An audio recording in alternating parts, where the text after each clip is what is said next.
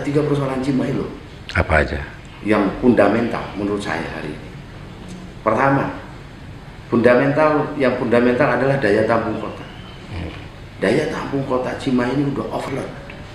Luas wilayah 42 km persegi dengan jumlah penduduk 530.000 lebih. Gitu. Kotanya sudah nggak memiliki daya tampung yang memadai. Apa akibatnya? Kalau hujan pasti banjir. Kalau musim kemarau pasti kekurangan air. Tahapan airnya nggak ada.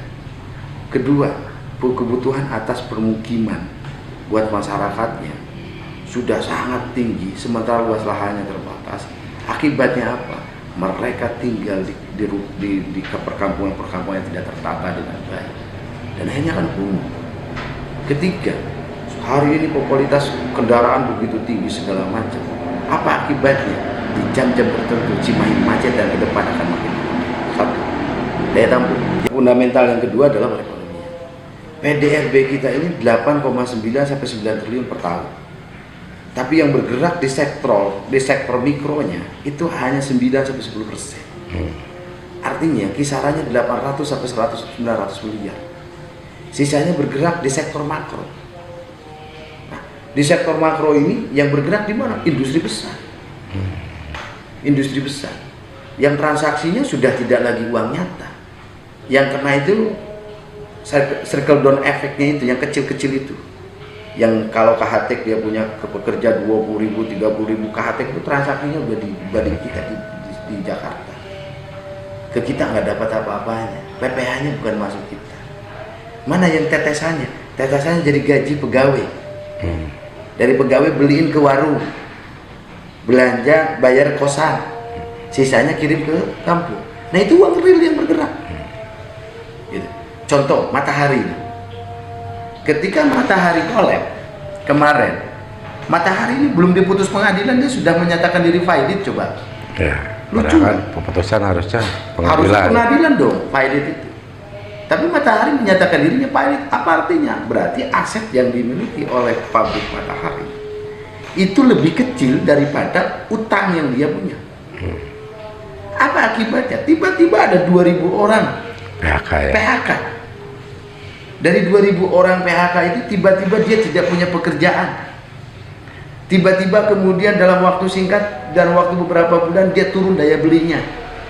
Setelah dia turun daya belinya, tiba-tiba dia jadi miskin. Efeknya apa? Tiba-tiba yang punya kosan kolab. Karena kosannya kosong. Tiba-tiba yang jualan nasi bangkrut karena yang belinya berkurang. Tiba-tiba yang jual asongan hilang. Efeknya luar biasa. Kenapa? Karena kita ekonomi makro, ekonomi besar. Bayangin Pak, kita jangan pernah berpikir bahwa Hintek dan KHT itu bangkrut. Pindah saja. Bayangin KHT pindah tempat dari Melong ke Purwakarta atau kemana? Ini di sini ekonomi bangkrut seketika. Sementara pemerintah Kota Cimahi untuk membuka lapangan kerja 1.000 setahun, ngapa-ngapan. Bagaimana pemerintah Kota Cimahi untuk menurunkan angka kemiskinan 0,5 juga belum tercapai. Bagaimana rasio Gini kita masih sangat tinggi. Tiba-tiba 2.000 orang pengangguran, ya bayangin. Ini baru satu pabrik, kecil lagi. Di kita ratusan pabrik loh. Kenapa? Karena ekonomi kita nggak bergerak di ekonomi mikro, nggak bergerak di ekonomi kerakyatan, nggak bergerak di jasa, tapi bergerak di industri. Itu yang kedua. Yang ketiga, ini kemampuan fiskal, kemampuan keuangan kota. Kemampuan keuangan Kota Cimahi ini sangat bahaya untuk kesehatan keuangan sebuah daerah. Kalau kita ilustrasi analoginya gampang. Kita dalam satu keluarga ada 4-5 orang. Berapa penghasilan kita, berapa kebutuhan kita. Kalau penghasilan dan kebutuhannya tidak bisa tertutupi, maka keluarga itu menjadi keluarga yang tidak sejahtera karena keuangannya nggak sehat. Cimahi begitu Pak. Kemudian Cimahi punya PAD yang gede dari mana? Cimahi nggak punya PAD yang gede. Mungkin kita nggak punya hotel. Kota Bandung PAD-nya ratusan miliar, itu dari mana? Dari hotel, Pak. Dari pariwisata ya. Pariwisata dan hotel. Hotel mau investasi di Kota Bandung karena tingkat huniannya kan tinggi. Kenapa tinggi? Karena tempat destinasi wisata, kedua tempat transaksi bisnis. Ini problem. Akhirnya apa? Pendapatan daerah Kota Cimahi yang sulit kita melakukan intensifikasi peningkatan. Baik, kalau ekstensifikasi saya sudah bingung. Ekstensifikasi itu melihat potensi pendapatan yang belum tergarap, intensifikasi memaksimalkan pendapatan yang sudah ada. Jadi yang harus dilakukan?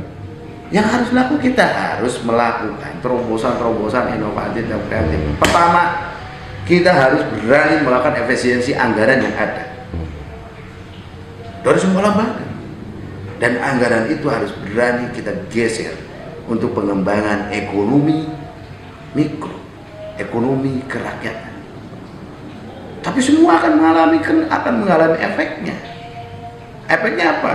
Dewan dia harus berhemat, pemerintah kota harus berhemat, kemudian pemerintah kota menggelontorkan anggaran untuk melakukan inkubasi dan akselerasi bisnis seperti yang dilakukan Teknopark. Teknoparknya ada, tapi kegiatan follow up-nya pasca itunya nggak ada.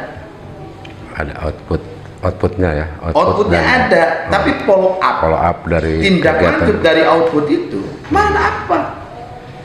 Ini program sesuar ini, seolah-olah bagus di luar, tapi ketika dia masuk ke dalam nggak bisa, Pak. Jadi belum berdampak lah secara ekonomi. Berdampak secara ekonomi kecil. Sudah, tapi kecil. Pengembangannya kecil. Apa program dari seorang pelaku usaha? Dia program yang terbesar. Ketika dia sudah dilakukan inkubasi dan akselerasi, dua hal, permodalan dan pasar. Modal dan pemasaran. Iya, permodalan dan pasca produksi, pemasaran, marketing. Ayo dong. Berapa pemerintah Kota Cimahi memberikan akselerasi untuk kegiatan permodalan? Nggak ada. BPR aja nggak punya kita. Padahal perdanya sudah ada ya? Perdanya sudah ada, BPR-nya nggak punya. Dari Dewan ada desakan untuk... Saya ingin coba bentuk itu, tapi harus melihat dulu komposisi keuangannya. Nah, ini kan gambaran kondisi kota ketika bercerita itu. Yang terakhir, persoalan daya tampung kota ini nggak ada lagi solusi kecuali perubahan batas wilayah.